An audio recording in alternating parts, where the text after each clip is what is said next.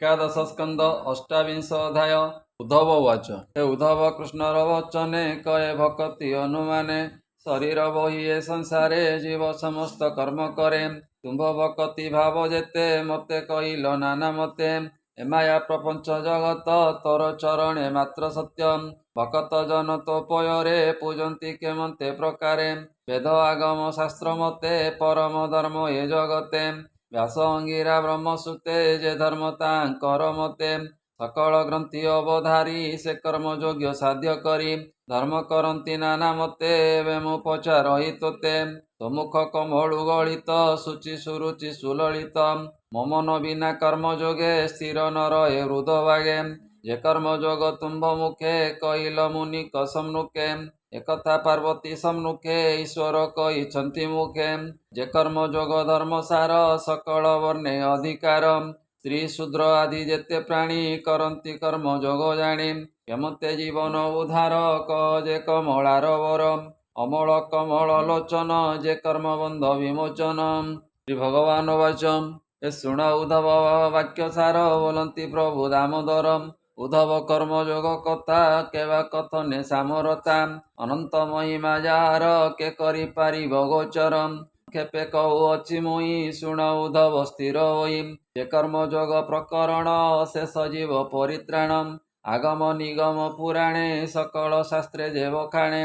विविध मते जे वदन्ति मो यज्ञ पूजा अर्थे चिंती। एणु जाहार जेणे इच्छा करन्ति नाना मते दीक्षा। अशेष जन्म पुण्य भागे मते पूजन्ति कर्म यज्ञे। ब्राह्मण कूले जन्म होई यज्ञोपवीत कंधे बही। ए गुरु वचन मने धरी गायत्री उपदेश करी। श्रद्धा भक्ति करी चिते जे अबा पूजिब जे मते। ए शुण मो पूजा विधि जेते भावे कहिबि तो ग्रते। प्रतिमा स्थापी भूमि तले अथवा स्थंडिल अनले। सूर्य पूजिब किवा जले अथवा हृदय कमले।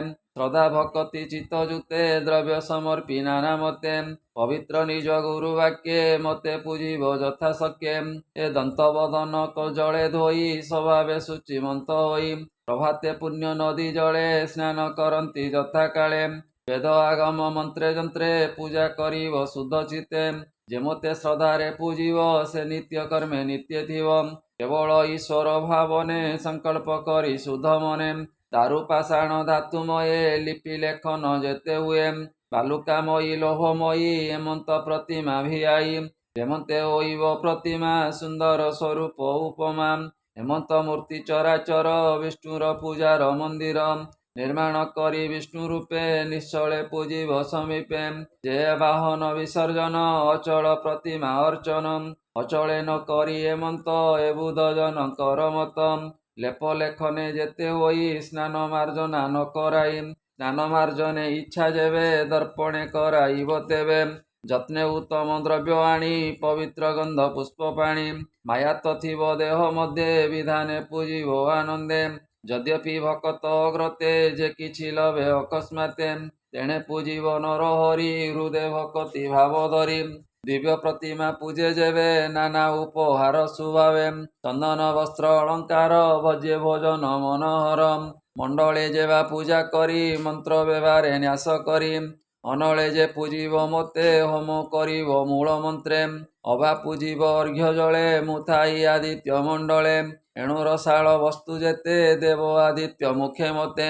দরিদ্র পাণী যেবে মতে দৃঢ়ে পূজিব ভাব চিতে। তাহার ফল পুষ্প মুই রেণু প্রমাণে যেবে পাই। সন্তোষ কর ইহার যেণু ভকত বন্ধু মোর। সে যেবে রেণু মাত্র দেই মু তাহা বহুতে ঘেনই। যে মেরু তুল্য নানা দ্রব্যে মতে সমর্পই অভাবে। শ্রদ্ধা নথাই অন্তর্গতে মু তাহা ছুঁইবি কেমন্তে। এ সুগন্ধ পুষ্প ধূপ দীপে বস্ত্রভূষণ রত্নকল্পে। তেণে মো নাহি মন বুদ্ধি এবে ও শুণ পূজা বিধি। যেমতে পূজিলে জীব নিস্তার হুয়ে বলে। পবিত্র জলে স্নান করি তিল কুসুম কুশ ধরি। সকল দ্রব্য অবধানে ঘেনি মিলিব পূজা স্থানে। ব্রাহ্মণ পূজে যেবে মতে অখণ্ড কুশ ঘেনি হস্তে। মন্ত্র উচ্চারি পূর্ব দিগে কুশ স্থাপিব ভূমি ভাগে। পূর্ব দিগকু মুখ করি বসিব আসন সুমরি। ଅଙ୍ଗ ଶୋଧିବ ଅଙ୍ଗନ୍ୟାସେ ମନ୍ତ୍ର ଉଚ୍ଚାରିବେ ନିପାସେ ମନ୍ତ୍ର ସୁମରି କୁଶନୀରେ ମାର୍ଜନା କରି ଆତ୍ମାଶିରେ ପୂଜାର ଦ୍ରବ୍ୟ ପୂଜା ଭୂମି ମାର୍ଜିବ ଆପଣା ମୂର୍ଧନି ଏ ବାକ୍ये ପବିତ୍ର କରି ଗାତ୍ର ସମ୍ମୁଖେ ସ୍ଥାପି ତିନି ପାତ୍ର କ୍ରମେ ସ୍ଥାପିବ ତିନି ସ୍ଥାନ ଯେ ପାଦ୍ୟ ଅର୍ଘ୍ୟ ଆବ ଆଚମନ ଓଙ୍କାର ପୂର୍ବ ନାମ ମନ୍ତ୍ରେ ଶୋଧନ କରି ପାଦ୍ୟପତ୍ରେ ସ୍ୱାହା ସୁମରି ଅର୍ଘ୍ୟ ପାତ୍ରେ ପ୍ରୋକ୍ଷଣ କରିବ ପବିତ୍ରେ ତୃତୀୟ ଆଚମନ ପାତ୍ରେ ଜଳ କ୍ଷେପିବ ଶାଖା ମନ୍ତ୍ରେ ଗାୟତ୍ରୀ ମନ୍ତ୍ରେ ସର୍ବଦ୍ରବ୍ୟ ଜଳ ସିଞ୍ଚିବ ଶୁଦ୍ଧ ଭାବେ ସମ୍ପୁଟେ ଯୋଡ଼ି କର ତଳ ଚିନ୍ତିବ ହୃଦୟ କମଳ ମନ ପବନ କରି ସ୍ଥିର ଆସନେ କୁଞ୍ଚିତ ଆଧାର ପରମ ଆତ୍ମା ଦିବ୍ୟ ମୂର୍ତ୍ତି ହୃଦୟ ପଦ୍ମ ମଧ୍ୟ ଚିନ୍ତି ଲବ ନିମିଷେ ଦଣ୍ଡ ମାତ୍ରେ ମନ ଚଞ୍ଚଳ କରି ଗାତ୍ରେ ଏମନ୍ତ ଧ୍ୟାନେ ପୂଜା ସାରି ପଛେ ମଣ୍ଡଳ ପୂଜା କରି ସମନ୍ତ୍ରେ ଆବାହନ କରି ଦେହ ସ୍ଥାପିବ ମୁଦ୍ରା ଧରି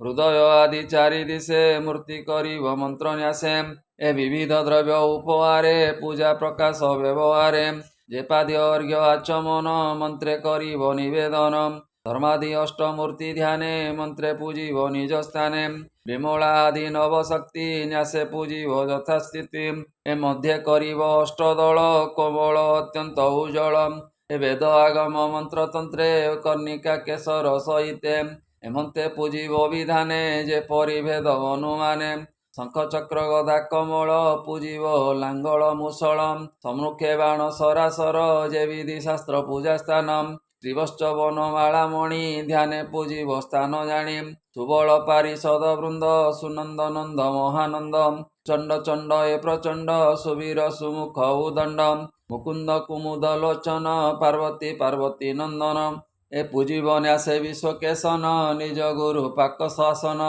ଏ ସର୍ବ ପାରିଷଦ ବିଧାନ ପୂଜିବ ସ୍ଥାପି ନିଜ ସ୍ଥାନ ଲେପନ ସୁଗନ୍ଧ ଚନ୍ଦନ ଶୀତଳ ଜଳ ସମାର୍ଜନ ଦ୍ରବ୍ୟ ଉପହାର ଘଟନେ ନିଗମ ପୁରାଣ ବଚନେ ସୁଗନ୍ଧ ବସ୍ତ୍ର ଅଳଙ୍କାର ଶୁଚି ପବିତ୍ର ଉପହାର ସୁଗନ୍ଧ ପାଦ୍ୟ ଅର୍ଘ୍ୟ ଦାନ ପବିତ୍ର ଜଳେ ଆନମନ ଏ ସୁମନୋହର ଧୂପ ଦୀପେ ଖଣ୍ଡ ପୋଦକ ଘୃତ ପାକେ ଏ ଅର୍ଣ୍ଣ ବ୍ୟଞ୍ଜନ ନାନା ପାକେ ପୂଜା ପ୍ରପାନ ସୋପ ସାକେ ଏ କ୍ଷୀର ବିକାର ଯେତେ ମିଳେ ସୁଗନ୍ଧ ସୁଶୀତଳ ଜଳେ ଏ ବିଭବ କ୍ରମେ ମିଳେ ଯେତେ ଥୋଇବ ମୋର ଅଗ୍ରତେ ପ୍ରେମାନୁବନ୍ଧ ଅଙ୍ଗ ସଙ୍ଗେ ଲୋଚନ ଦେଇ ମୋର ଅଙ୍ଗେ ମୋର ମଙ୍ଗଳ ଅଭିଷେକ ବିଧି ପ୍ରକାରେ ଏକ ଏକ ଆନନ୍ଦେ ମହୋତ୍ସବ କରି ପ୍ରମୋଦେ ବାଦ୍ୟ ନାଦ କରି ଏମନ୍ତେ ପୂଜା ବାରେ ବାରେ ଯଥା ବିଭବ ଅନୁସାରେ ପୂଜାର ଅନ୍ତେ ଅଗ୍ନିକୁଣ୍ଡେ ହୋମ କରିବ ଘୃତ ଖଣ୍ଡେ ଅନଳ ମଧ୍ୟରେ ରୂପ ମୋର ତପ୍ତ କାଞ୍ଚନ ମନୋହର